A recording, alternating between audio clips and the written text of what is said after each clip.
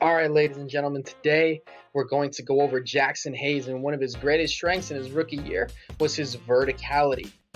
All right, you cannot teach his wingspan, you cannot teach height, and he is one of the most athletic centers you will see in the NBA today. One of his strengths is going to be rim protection, and he's going to fit in the current NBA mold of centers. I mean, he is tall, but he's also very athletic. He's pretty nimble. There's some defensive things that he needs to work on with the stance that we're going to go over later, right? But I'm going to say it one more time. You can't teach height. He's such a good athlete, okay? Once he, spends a couple more years in the NBA and really learns the pace of the game, really picks up on his defensive IQ, he's going to be even better. Now, his athleticism makes plays possible that other people cannot do, okay? And this is what I mean when I talk about athleticism being a skill. We don't think of it as a skill because it's not something you can really tangibly improve, like dribbling a basketball or dribbling with your head up or whatever. But at the end of the day, he uses his athleticism as a weapon to make himself better, okay? So he really does weaponize it, and he just he's special in that he makes this play happen.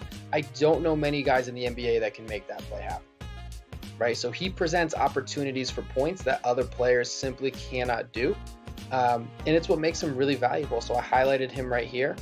Okay, let's follow and see what happens. I mean, that's pretty quick for a big. That's really quick for a big. I highlighted him again. Okay. The heights that he can reach while dunking makes his shot harder to block, of course. All right, here he goes again on the roll, even though he's not a good screen setter yet. Finishes with two hands, finishes quickly, finishes with authority. You're not getting in the way to block that. He also shows some good footwork. Okay, here he's just getting around players. He's pretty nimble offensively, right? So it's what gives me hope that his defensive positioning can increase, and he can be one of those defenders who you don't really you're not like crapping your pants per se if he switched onto a pick and roll on the perimeter one day, okay? Obviously, he's not showing it now, but look, I mean, uses these little Euro steps, decent touch, okay? But defensively, he always pops out of his stance when he has to guard someone quicker than him. Ready? Watch, he's down low right here.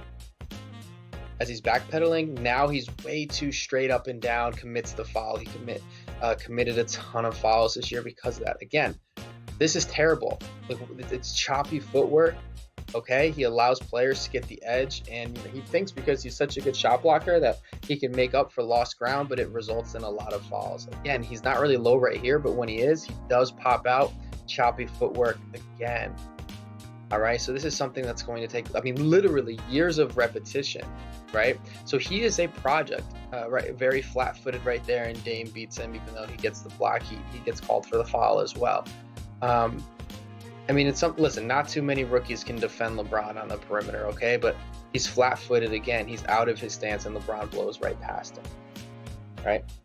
We're going to see it again here, I think with Miles Turner, right? When you commit fouls with the hands, it's because the feet didn't move first. That's what's really frustrating. And for as big as he is, as athletic as he is, he does avoid contact, which is not a great sign if we're being honest. Like, this needs to be straight up in the air, try and dunk it on you, right? And can you change mentality? Can you why he doesn't even get, I think this is Tony Bradley, doesn't even get him to budge right here, right? Can you change a player's mentality at that age to where they want to dunk on you nonstop? I'm not sure that you can, and I'm not calling it a red flag. It's just something to watch, right?